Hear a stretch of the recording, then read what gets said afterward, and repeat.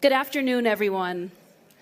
My name is Antonia Hylton, and I'm a correspondent at NBC News and MSNBC, and host of our South Lake and Grapevine podcasts. It is an honor to be here this afternoon with all of you for such an important discussion. This is all about guns in America and our current communal crisis of violence and mass shootings. This panel seeks to answer what seems to be an unanswerable question. How do we stop the shootings? In order to do so, we have an amazing group of panelists, and I want to introduce you to them first.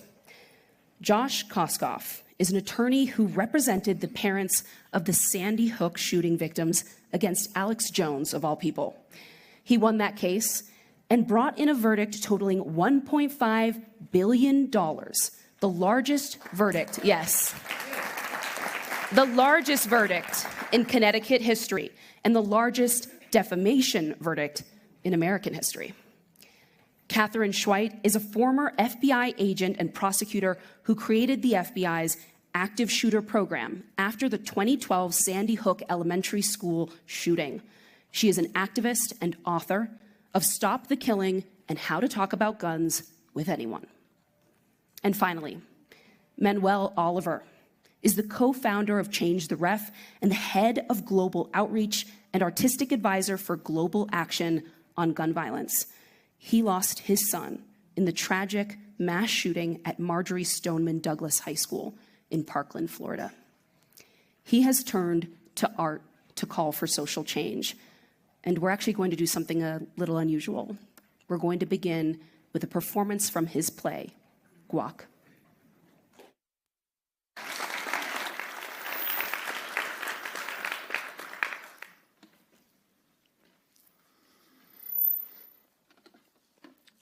The night before February 14th, my beautiful son Joaquin asked me if we could go and buy some flowers for his girlfriend. Tomorrow is Valentine's Day. And I said, yes, of course, why not? So we got these beautiful flowers. And next day, very early in the morning, Joaquin was ready, looking great as usual, ready to go to school, happy, holding the flowers. Then we jumped in the car, and I took him to school. School was different that day. It's very colorful, balloons, everyone smiling, some happiness that you could feel. He says, I love you, Dad.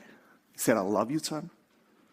He starts walking out from the car, and I suddenly pulled down the window, and I shouted at him, hey, make sure you call me when you give those flowers to Tori. I want to know the whole thing. And he walked away. And then, afternoon, my phone was ringing. And I jumped to my phone and I grabbed it. And it was Patricia. And she told me that something's going on in Joaquin's school. There's an active shooter situation. What's that? Let me check. And I went to my computer, and yes, there was an active shooter situation. I called back Patricia and said, don't worry.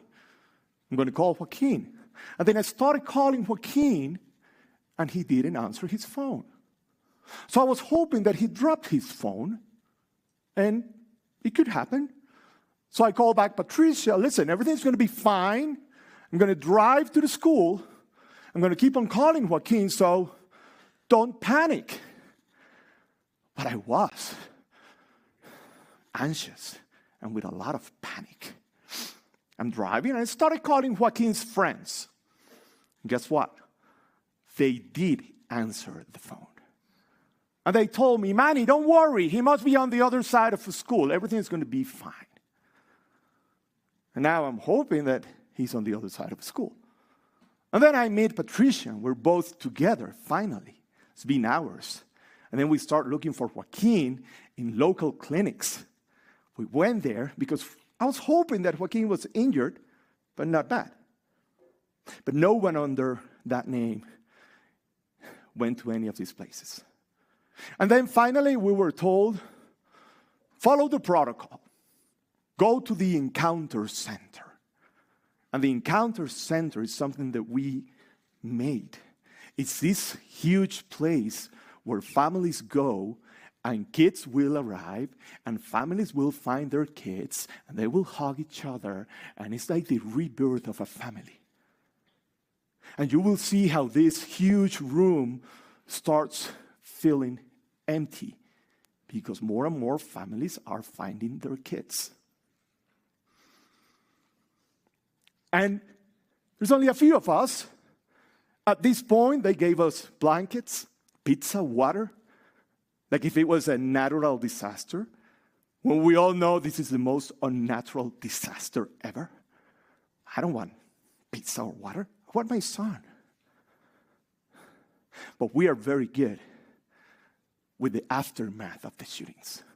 We know how to put the pizza and the water together, but we don't know how to prevent the shooting.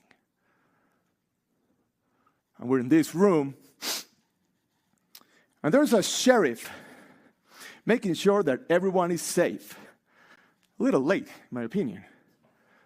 So I see him standing there, very powerful, tall sheriff height dude, with, his weapons and shields and stuff.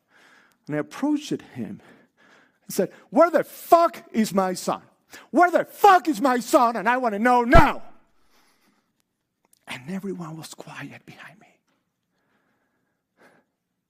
And when you're quiet, people don't listen to your demands. Sometimes you have to be loud and clear and scream out what you want. And I think it worked. A few minutes later, a parade of law enforcement came into the room. A lady was leading the line. And they walked to where we were. And I remember the lady's voice asking us, "Are you the Olivers?" We said, "Yes." "Can you please follow us?" I said, "Fuck. Sure." And now, this is 10 hours after we arrived to this place. And you know that you're not going to any happy place. Actually, it's the opposite of the big room. It's a very tiny, small room. And the lady asked me, us, the whole family, "Please sit down." I said, "No, I'm not going to sit down. Say whatever you need to say." And this is, my friends, the moment.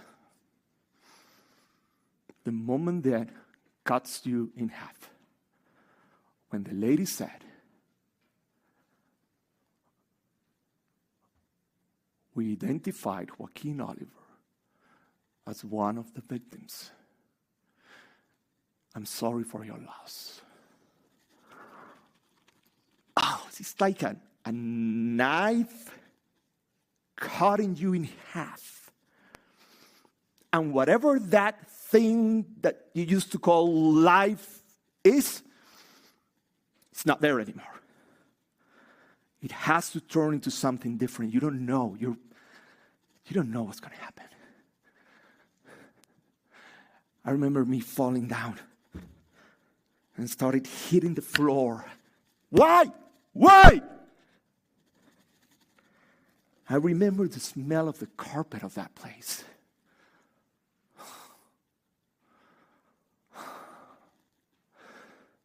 And I couldn't help thinking about those final moments of Joaquin.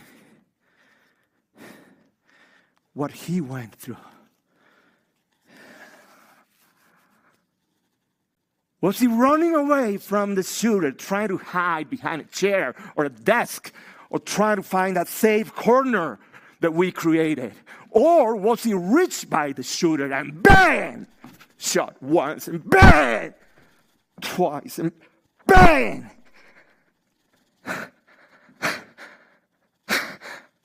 Bang!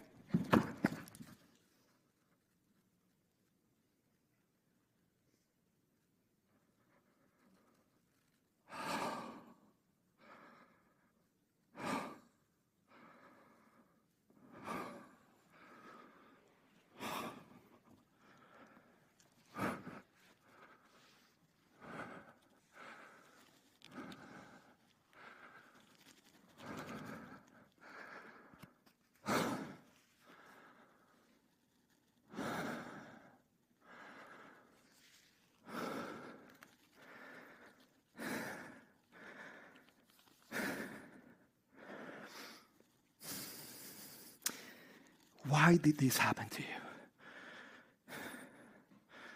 Were you thinking about your mother? Were you afraid? Was it fast or was it painful? I hope it was fast. Did you think it was a drill?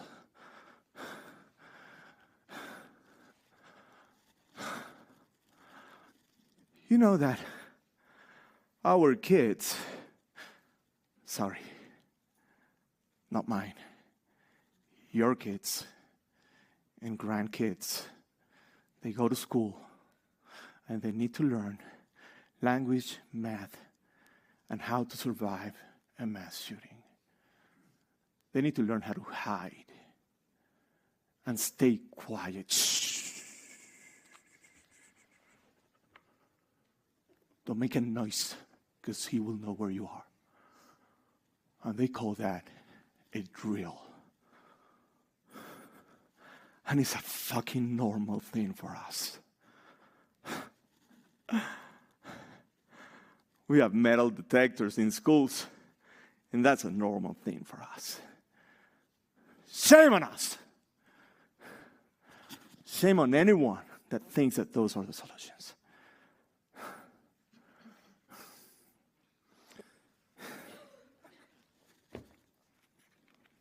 That day,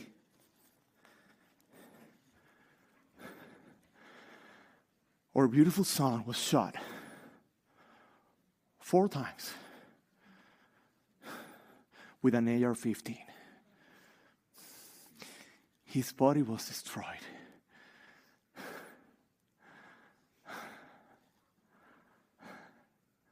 But not before giving the flowers to Tori. And I know that because beautiful Tori made this nice necklace, one for me and one for Patricia, with the actual flowers inside. That way I can carry Joaquin's love everywhere I go.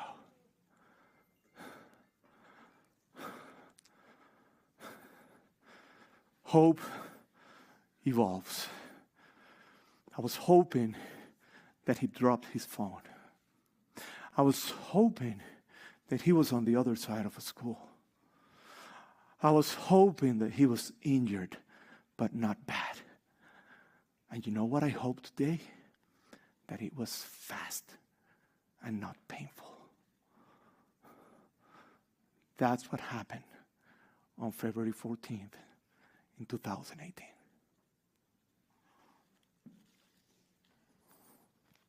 Sin.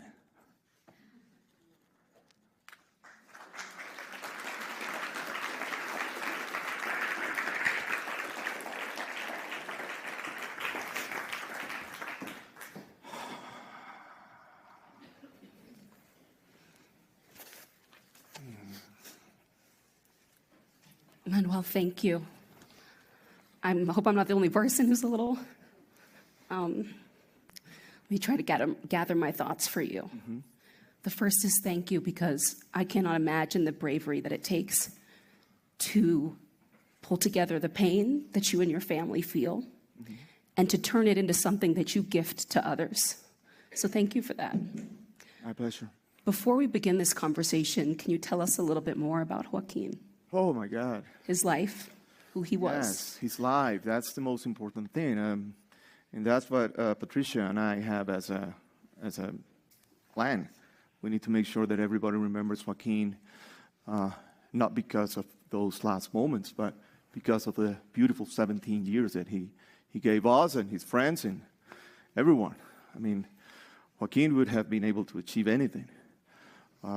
Very sharp, amazing reader, athletic guy, like nothing like this. Like he's totally from his mom. But you know what? We miss him, and we don't want anyone else to miss him. So our job now is to share his life and be the extension of Joaquin's life. That's what we do. Why did you turn to art, to performance for change? This is part of what we do, okay? I'm an activist, I'm an actor, I've been arrested, I have done street actions, I do graffitis, I'm a little, everywhere. This particular project, it allows me, the play is 1 hour, you just saw one of the scenes, and it allows me to speak to a new audience, like people that is not necessarily listening to me because they're in a rally to prevent gun violence or whatever. This is people that want to go to see a play in a theater. And I have their attention for 1 hour and 12 minutes. They have to turn off their phones, they have to listen to me. So it's a very powerful tool. And I was told this was an Ideas Festival. That's an idea that I'm sharing. It's part of a new angle of addressing gun violence and educating by sharing our experience, everyone. And you say new angle, is that because the old ones haven't been working? Oh, absolutely. Like when they ask me, I have an interview, so what do you think, where you are now, if you compare it 6 years ago? Well, we are 300,000 victims more than what we had when Joaquin was shot. So I don't see any positive results because I see people dying still. So it's a slow process. I think it will be an addition of options. But to answer your question, yes, I don't like knocking the same door because I will find the same answer. I will prove new things. This is new thing. I don't know what I'm going to do next year. Probably, I don't know. We'll figure it out. Katherine, I want to go to you. You have the 30,000-foot view, the expertise at the federal level. Can you paint a picture for us of the current epidemic of gun violence? Sure. I've spoken to a lot of Mannies, and it kills me every time to speak to them because I can't even fathom their pain. My view is at the top level in terms of volume because I recognize that firearms violence is what your son suffered is a fraction of what is all of firearms violence in the United States. And we need to reduce firearms violence overall because we lose maybe 50,000 people a year to firearms violence. More than half of those are suicides, most prominently males in rural areas, older white men. So we have an epidemic of a variety of firearms problems. Though I know that about 100 people die annually in what active shooter situations, I also know that 500 die annually when a gun is found accidentally and someone innocent is killed. So that's unsecured guns. So there are so many different ways that we can reduce firearms violence, and that's really what kind of keeps me like driving right now, the idea that there are many things that we can do, but I think I just want to address one thing about the active shooter situations that are different than suicides and domestic violence, two of the most prominent problems that we have with gun violence. Active shooter situations seem beyond senseless, and they are public actions. And that's part of what kills us from a psyche standpoint in this country.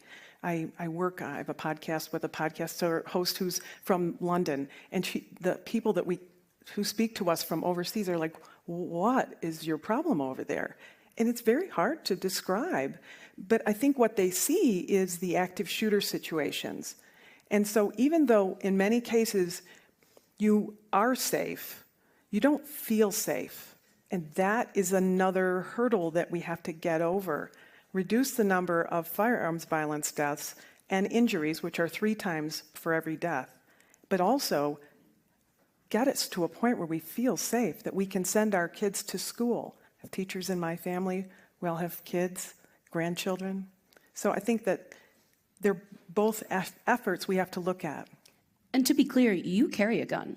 I so do. You don't fall into this binary that I think so often our culture, sometimes our politicians, the NRA certainly pushes, that people are for or against. Yeah, I think if you think guns or no guns, it's a non-starter because we have thousands and thousands of law-abiding gun owners in the United States. And until the country as a whole decides for some reason that we don't want firearms, we have more guns in the United States than we have people. I carried a gun and was trained to carry a gun thanks to your tax dollars as an FBI agent. So when someone says, oh, you know, are you gun or anti-gun, that's not even the right question. I'm like, are you death or anti-death? I'm anti-death.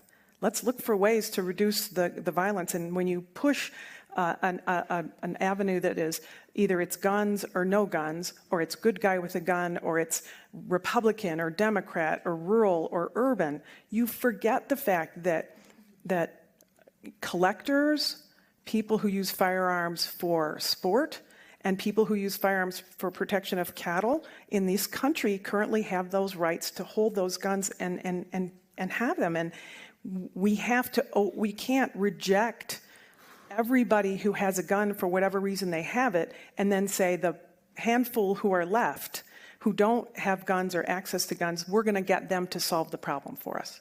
We're all in the same team. We just don't think about it all the time that way. Josh, I'm curious to hear what you think of some of what Manny said about this idea of people knocking on doors and getting either no answer or the same story over and over again. You've taken an interesting approach through the courts. You took on Alex Jones. The man is about to have to liquidate all of his assets, thanks to you.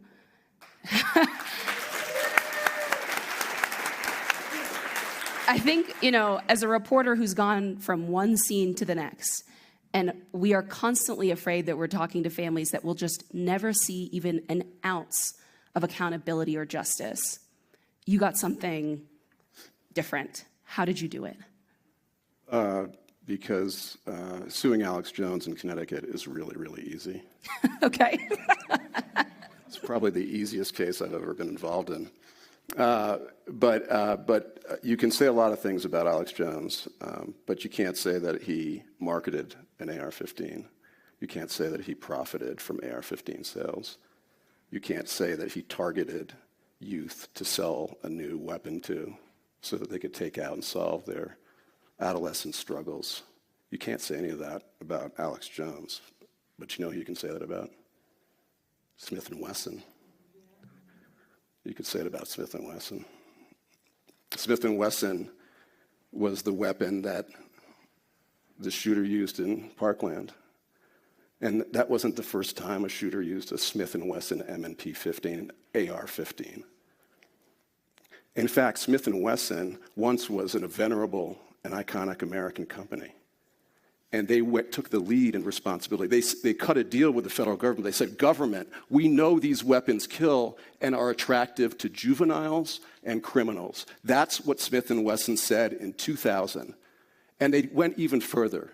They said, we want to stop weapons from ending up in the wrong hands. So we're going to be the first American gun company to invest in smart gun technology. They said that in 2000, okay? And you know what happened to Smith & Wesson? The gun industry led a boycott and drove them into near bankruptcy. And they were picked up by people as bad as gun industry profiteers, private equity people, who decided that they could turn this once iconic company around. You know how? By selling the weapon that was used at Parkland to kids. And you know where they met these kids? In the marketplace. The new marketplace, not the old marketplace that most of us grew up in, that had gates and gatekeepers, like parents, for example. And gates like, I couldn't find out what a gun was because I'd have to drive to Barnes & Noble, which didn't even exist when I was a kid, I don't think, and buy and be interested again. Why would I be interested in AR-15? Nobody was. But the internet destroyed that. So what Smith & Wesson did was it harnessed the new marketplace to reach kids, including the Parkland shooter. And that wasn't the only shooter Smith & Wesson pushed its AR-15 on to solve his problems. Long before that kid did what he did, Smith & Wesson had sold the weapon to the Aurora shooter. Same AR-15 as used in Parkland, years before. Did they learn a lesson? Yeah, they did. You know what the lesson was? This is great for business. You know why I know that? Because I have Smith & Wesson's charts. And I see that every time there's a mass shooting, you know what Smith & Wesson does? They kind of look around the table, and they all know it's going to be a good year. They learned that from Columbine. There are charts showing that nothing drives gun industry profits more than mass shootings. I've seen them, okay? And they fired everybody at Smith & Wesson that was in the firearms business, and they replaced them with marketers who knew nothing about firearms, but boy, did they know how to make money. And I'll just make 2 more points. The Aurora shooting wasn't the first. Smith & Wesson could have pulled that product and said, hey, we were right once upon a time when we said these things were going to be used by kids and criminals. But you know what they did? They doubled down. And so they also sold the same brand. One AR-15 brand was used in San Bernardino. And you know what Smith & Wesson said? Full steam ahead. They then sold the Parkland weapon, and I'm so sorry for that. It's just devastating. And then that wasn't enough for Smith & Wesson. They then sold the Poway synagogue shooting weapon, one AR-15 brand, 4 monumental mass shootings, and that wasn't enough for Smith & Wesson. So you know what they did? They sold the kid in Highland Park that just withdrew his plea yesterday in court while I was with families gathered there to see this kid accept his responsibility. They sold that weapon, and they're still selling them, and they will not stop selling them until they understand that it is not profitable for them to do that. That's Smith & Wesson. And I would take 1,000 Alex Joneses over that one company. I would argue, Josh, that even if you can't compare Alex Jones to a company like Smith & Wesson, that he is part of the same outrage to profit pipeline. And I'm curious, Manuel, we actually got news of another sort of interesting response or outcome of all this today, and I want to read some news to you. This was in the South Florida Sun-Sentinel paper this morning.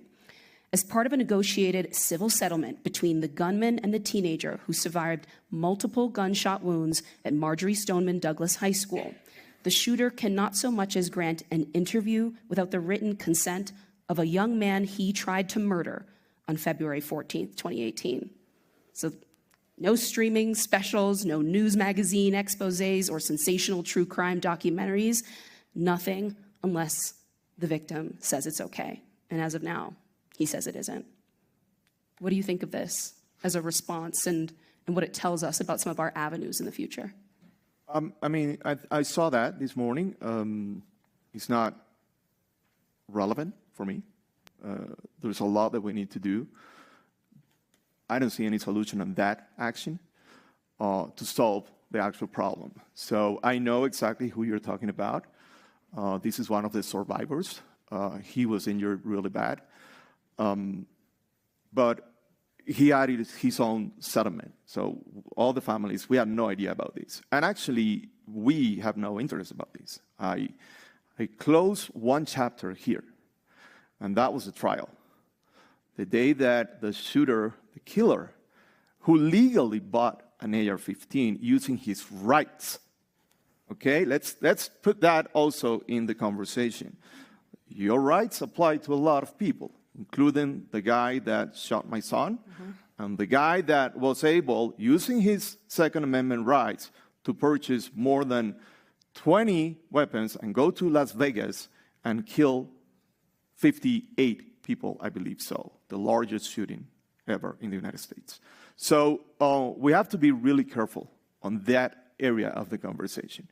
This is just a deal that one survivor just made, kind of out of the box. I think that, I don't know if you mentioned it, but part of the deal is that the shooter of my son cannot use his name anymore, which I kind of like, because you're losing everything, including your name. But I'm not interested in having his name. I mean, I won't use that. You wouldn't want to own that. And I'm a creative guy. You give me a name and I should find, oh, this is what we can do. No, I don't think it deserves attention the guy that killed 17 people inside a school. I think that the attention should go to every Joaquin out there and to your kids tomorrow and later today. Because let me tell you something. While I'm here talking in this panel, it's going to take like 45 minutes. At least 4 or 5 people will be shot in the United States. And in the meantime, we're doing very little. That's what I think. You know, if I could jump in here. Please. Also, I wanted to let you know there were 2 Las Vegas shooting victims who died afterwards. So the number in Las Vegas is 60, which is terrible. Oh, okay. I wanted everybody to be aware of that. And then also, I'm a big advocate, law enforcement is a big advocate of what we refer to as the Don't Name Them campaign. We learned a very important lesson after Columbine. Absolutely. It should never be about the victim, the shooter, and the shooter's name. I never speak a shooter's name, even though they're all in my head. We learned an important lesson after Columbine High School because it was the time and the day of made-for-TV movies and television specials and things like that, and books that were written, and they were all about the shooters and not about the victims, not about the families, not about the community that had to recover. And what happened and what we've seen since then is not just in the United States, but internationally, the shooters from Columbine High School, their names have become idolized, and they're etched into stocks of guns that are used in these types of shootings and things like that, not just here, but overseas. And I hear that all the time, as you can imagine. And one of the things that we want to make sure is that people know the warning signs. If you know somebody who's talking about a shooter, they're thinking about doing a shooting. I'm just telling you that, as doing this for 25 years. You know, there are so many warning signs, and targeted violence is a planned event.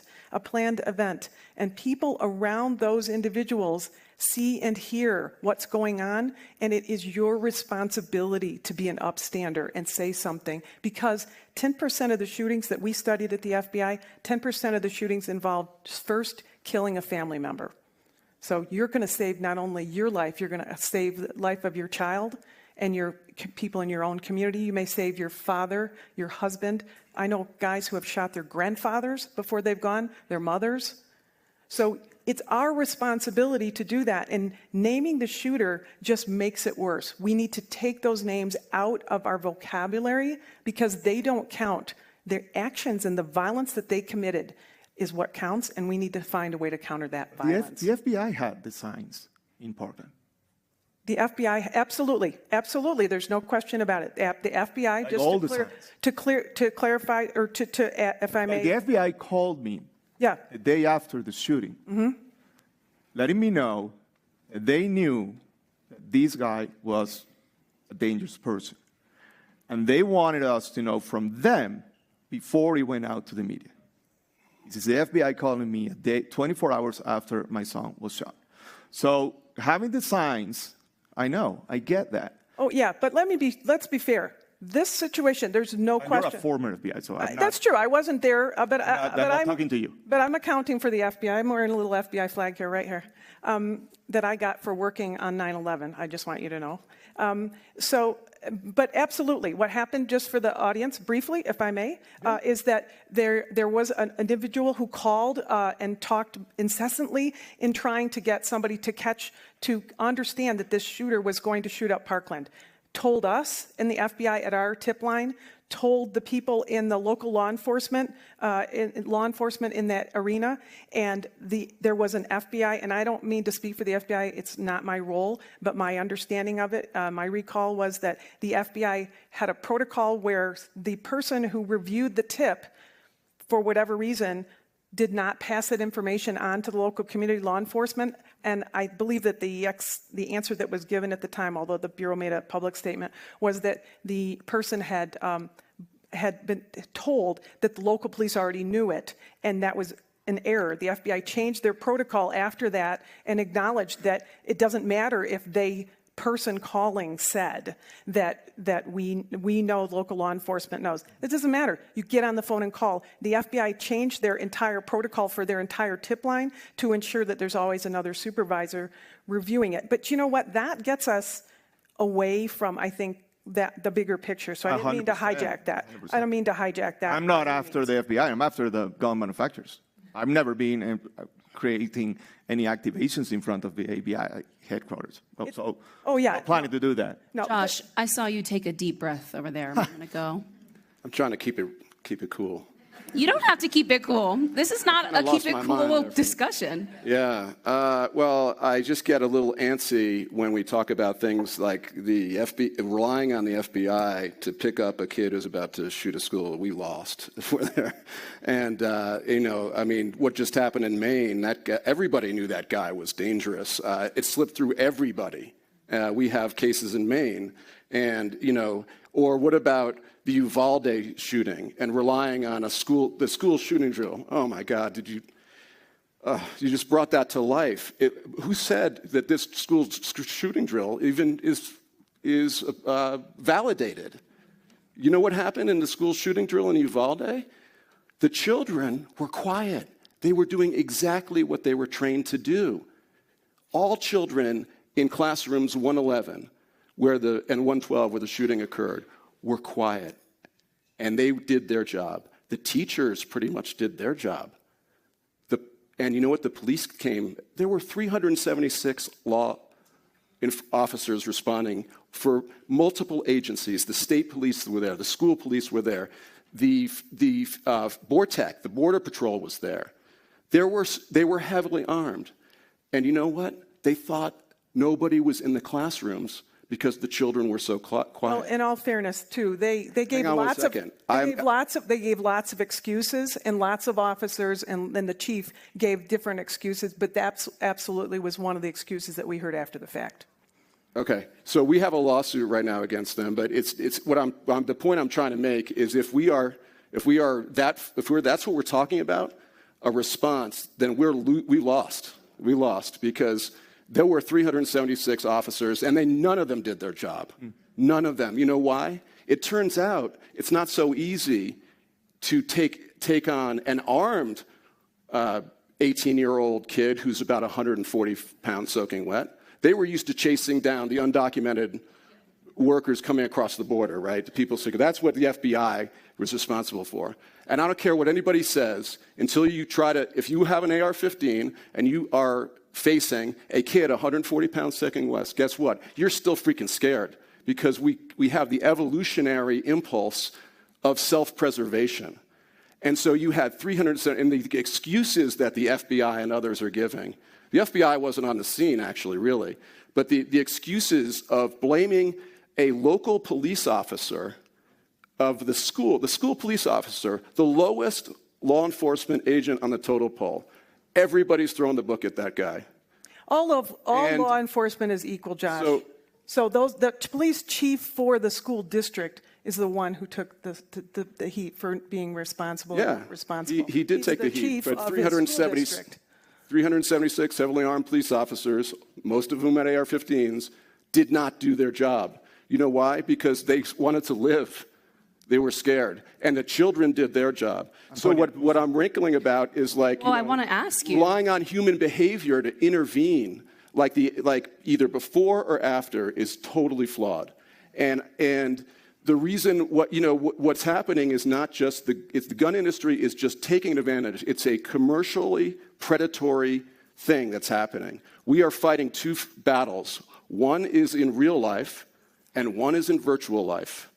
And we cannot protect our kids in the virtual life. We just can't from commercial predators. And I put Instagram Meta in there that is working side by side with the gun industry. And I put the training people in there. These are commercial predators. There are barbarians at the gate. But if we have found all the dead ends, the people who we can't put our trust in, where do we address this culture that has so glorified these weapons, that has made them so easily available? Where do we go? Well, that's exactly the problem. Like, this debate won't happen in any other nation. Like, there's no need to discuss it's the FBI or the teacher or the shooter or the Second Amendment in France. Like, they just don't have this problem. Right, right. So what makes a big difference? And I want to make sure that we all understand this. And it's not a disagree or agree thing. It's a fact. They don't have access to guns like we have. That's it. So, no, we blame it on the video games. I remember a lot of representatives blaming it on the video games and the movies and Hollywood. And don't you think Tarantino is showing his movies in France and in Tokyo and Sydney? Yeah, of course. And then you watch Scarface in Paris, but you don't have access to an AR-15 once you watch the movie. And you can walk on the streets of London and drink a beer. You can actually be drunk, but you don't have access to weapons. That is the big difference. So protecting the right to carry a gun is becoming, in my head, absurd if we are losing lives. It's just not a valid argument anymore. The American youth knows it, and they are going to make sure that their future will be different. We will provide tools to make that happen. But it's not okay. It's not cool. It's like the tobacco industry 40 years ago. Now it's not cool. Right. The gun industry, in a few years, won't be cool anymore, thanks to people like you. Well, Katherine, you've talked publicly and critiqued Hollywood and the representation of these weapons in film. Mm-hmm. I have to say, I agree. I mean, these films are everywhere. GTA, Red Dead Redemption, these are games played all over the world. That's why these companies have so much money. So does the industry really have to take accountability? I think they Here in the not United only States. do they need to take accountability, they believe they need to take accountability. I was last month in West Hollywood meeting with the Entertainment Industries Council about that because they feel that they have a responsibility, just like they took cigarettes out of the hands of stars on screen, small and big. They need to take AR-15 style weapons out of the hands of people, and they are working to make those changes now, to get creators to not make the guns the hero of the story. That's exactly how they phrase it, and they feel that they're part of the solution for us. And when you talk about what you were discussing, I completely agree with you about rights versus responsibilities. We always call it the right of a gun owner, because it's a constitutional right, and I appreciate that. The other countries call gun ownership a privilege, and the reason they do is because they don't have the same constitutional structure that we do. We all recognize that. We're all intelligent. They do something they're very practical in most of the other countries.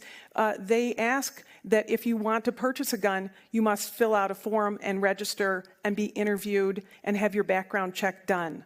We do it the opposite way in the United States. We have a very minor background check that's done instantaneously, and then you walk out with the gun. And we don't ask them if they want to purchase a gun. We tell them you should purchase a gun to protect yourself from the other guy. Right. And guess what? The other guy was told the same thing. So now I need a gun because the other guy has a gun. You just said, do you carry your gun right now? I'm not carrying my gun right now. Do not shoot me. No, I'm not. I know. I'm just. No, I'm not. Because in part because I respect that law enforcement's job is to try to to the protection. And if something occurred here, which I worry about all the time, I can't go to anything without thinking that in my head every moment. Jane Fonda's talking yesterday in the tent, and I'm looking for shooters on the side. It is my life now because I'm so committed to this, and I can't abandon it. But when I do carry, even if I don't carry, I was in law enforcement in an ununiformed sense. If I pull out a weapon, am I a good guy or a bad guy? Who knows? And I know cases where people who carried guns and thought they were going to go in and solve the problem were shot by someone. Right. And because their family I don't want the gun from the guy that is protecting me or the gun from the guy that is shooting me. I don't want any gun in here. Right. No. And I shouldn't be afraid of who's carrying a gun. Now I'm starting to be concerned. I'm about to think that all of you are concerned. Right? So we reached that moment where I was saying it, we need to protect ourselves. So we don't trust each other. Right. We don't trust each other. try We to don't know protect our ourselves neighbor. by Have there always been having a gun. small We don't need wins, that. though? And this is really for any of you, though, Josh, I'm especially Sorry, I interested didn't in mean your to answer to this. No, don't worry. We're good. The Supreme Court just ruled domestic abusers can't have guns. Well, sort of, but yeah. Good one. Right, Limitations on if there's a warrant, if there's a restraining order. right. Yay. Chief Justice Roberts Jr. said there are limitations on the Second Amendment. That was probably the most important language that came out of that decision. And it was an 8-1 decision. Josh or Manuel, do either of you feel relief when you hear news like that?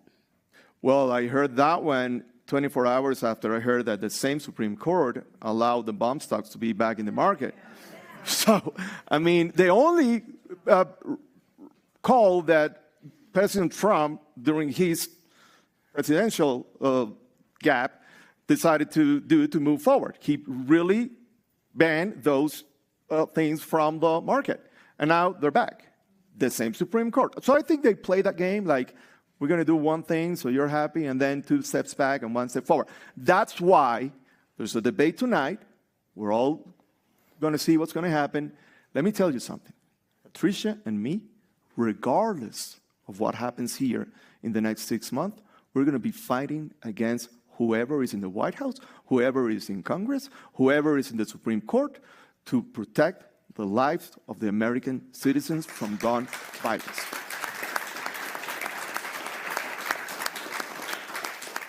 And isn't it a shame that he has to do that? Yes. He didn't sign up for this. It is. I don't want to do this. But I have to.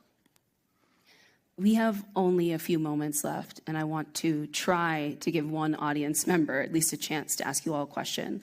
But before we do that, I kind of want to go down the line and see for each one of you if there is anything that is giving you hope at the moment, anything that some of us here could do to support families like yours, Manuel. Something actionable that everybody in this room could take with them. What do you think? The youth. The new wave of young people that have different priorities than the ones that I had when I was 15 years old. They are concerned about the climate, the civil rights, the women's rights, and they are concerned about gun violence. They will make sure those things go together, and once they have total control of society, things will change. It's not going to happen tomorrow. It's going to happen in a few years. I have hope for that. What about you? When I started working on active shooter incidents when I was assigned after the Sandy Hook shooting, the numbers rose the entire time I worked on them, and even after I left the FBI, the numbers for active shooter situations were still going up. 2 days ago, the FBI released its numbers for this year. For the past calendar year, for the last 2 years in a row, the number of active shooter incidents have gone down 2 years in a row, first time in 20 years, almost 25 years. We're good, and we're winning with regard to that because also the casualties have gone down, and just the difference between last year and this year, 79 families. How important is it for those 79 families, those people who are alive, their families, their communities? Each win we get, we have to take and selfishly fight for more. Josh, can we finish with you? I think it gives me hope when I think of the Supreme Court that nobody lives forever.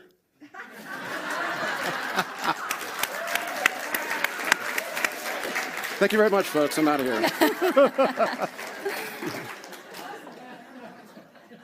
Tina, please.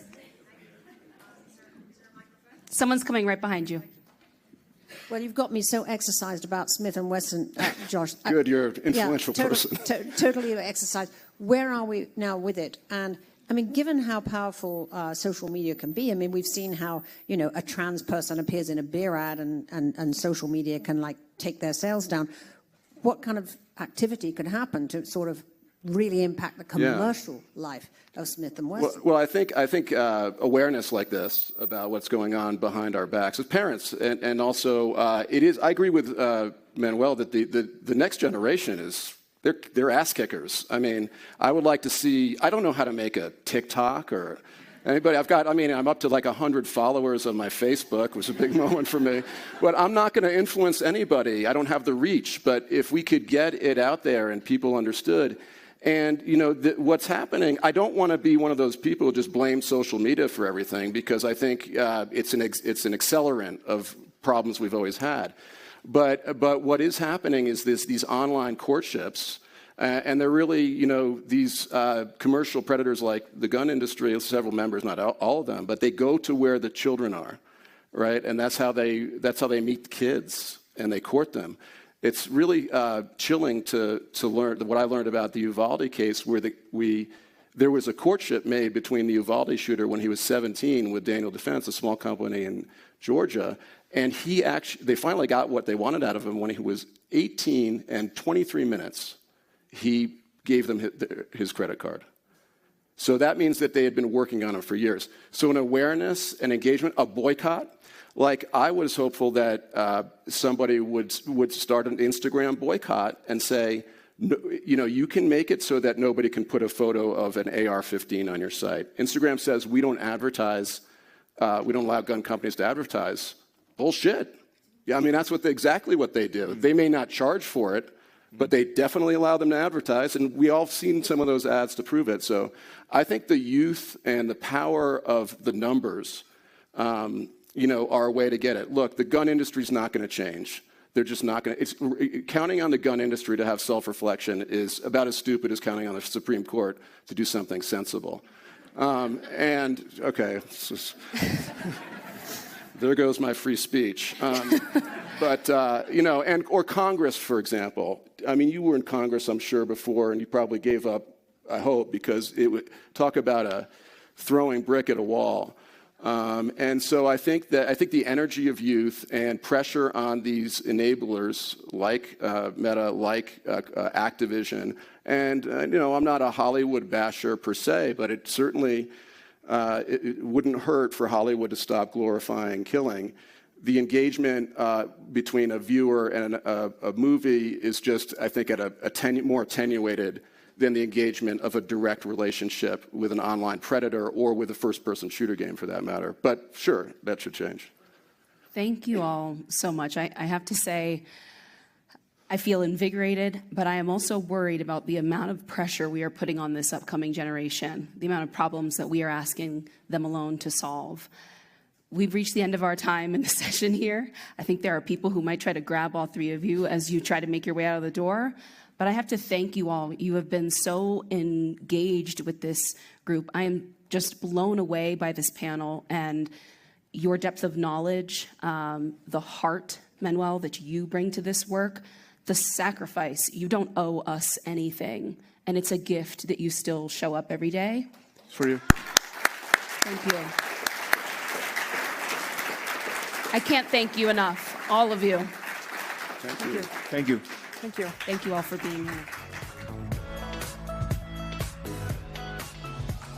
Thanks for watching. Stay updated about breaking news and top stories on the NBC News app or follow us on social media.